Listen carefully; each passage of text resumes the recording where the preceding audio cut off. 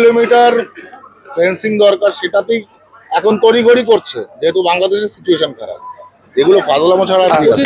বিভিন্ন জানতে চাইবো, আপনি যে বলছিলেন ব্রিজ অনুপ্রবেশ হচ্ছে, কিভাবে আটকানো সম্ভব? অবশ্যই আটকানো সম্ভব।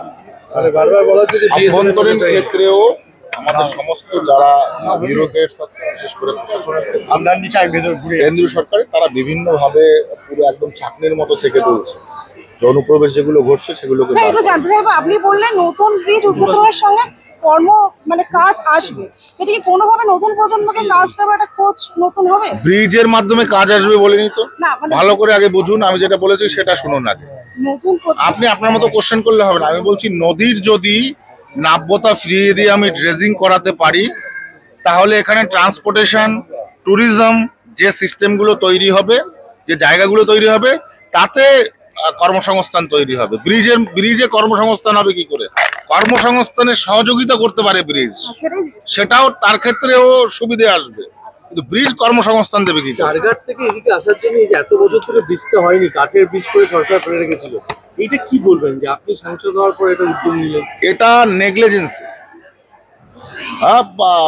এসে একদম সীমান্তবর্তী এলাকা, এখানে ডেভেলপমেন্ট করার দরকার নেই, সব ওরা ভাবে এখানে সব নিচু লোকেরা বাস করে। অ্যাকচুয়ালি বর্ডার যত শক্তিশালী হবে তত বেশি দেশ সুরক্ষিত হবে। এই যে সেন্স প্রিভিয়াস গভর্নমেন্টের, এই সেন্স ছিল না। ইভেন লাস্ট 4 ডিকেডস এই ঘটনায় কেউ সক্রিয় ভূমিকা নেয়নি, চাই সে বামফ্রন্ট গভর্নমেন্ট হোক, চাই সে তৃণমূল গভর্নমেন্ট। আরেকটা জিনিস, সেটা যদি আপনি ইনল্যান্ড ওয়াটারওয়েজটা দেখেন, যেখানে দেখা যাচ্ছে যে আমাদের বসিরহাট, হেমনগর, এই সমস্ত জায়গায় যে খোলা জল সীমানা, সেখান থেকে মানে অনুপ্রবেশ ঘটছে। সেই খোলা জল সীমানে আপনাদের কোনো পরিকল্পনা রয়েছে? পরিকল্পনা আছে। আমরা প্রায় 8 থেকে 9টা জেটি তৈরি করে দিচ্ছি, বিশেষ করে বিএসএফদের সুবিধার জন্য। সেখানে যাতে তারা নাকা চেকিং করতে পারে, তার ব্যবস্থা করার জন্য 7 থেকে 8খানা, আরো বেশিও হবে। সমস্ত লিস্টে আছে, লিস্টগুলো হেমনগর, হ্যাঁ ওই সাইডটাতে, এগুলো সুবিধার জন্য আমরা সেখানে জেটি করে দিচ্ছি, যাতে পুলিশ টহল দিতে পারে। মানে সেখানে কিভাবে টহল দেবে, মানে জেটির উপর থেকে কিভাবে বিএসএফ জঙ্গি ঢোকাচ্ছে ভারতবর্ষে, কি বলবেন? জেটিগুলো কিভাবে আটকাবে, মানে টহল দিয়ে কিভাবে আটকাবে? পাহারা দিলেই, নৌকা নিয়ে পাহারা দিলেই তো হবে। তো তার জন্য তো একটা স্টেবল জায়গা দরকার, দাঁড়াবে কোথায় না। তো জেটির মাধ্যমে যদি তারা এই টহল দেয় আর কি, নাকা চেকিং গুলো করে, তাহলে আমার আগামী দিনে এখানে ফেন্সিং দেওয়া সম্ভব, ফেন্সিং যেগুলো সম্ভব।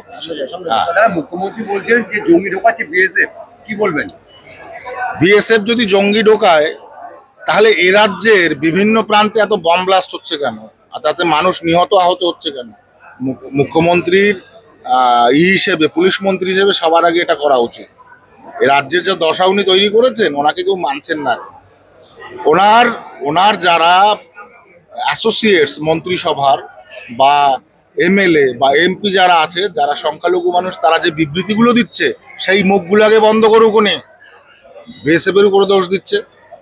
বিএসএফ যদি প্রতিরক্ষা না করে, একটা দেশ সে সুরক্ষা আসে না, সে সবাই জানে। আর তারা কখনো এগুলো করতে পারে না যেগুলো উনি বলছেন। কালকে গিরিরাজ সিং, টেক্সটাইল মিনিস্টার, বলেছেন যে এই রাজ্য সরকার রোহিঙ্গাদেরকে এরা ভেতরে আসতে উৎসাহিত করছে, অর্থাৎ মমতা বন্দ্যোপাধ্যায় ভোট ব্যাংকের জন্য তো করেছে এরা।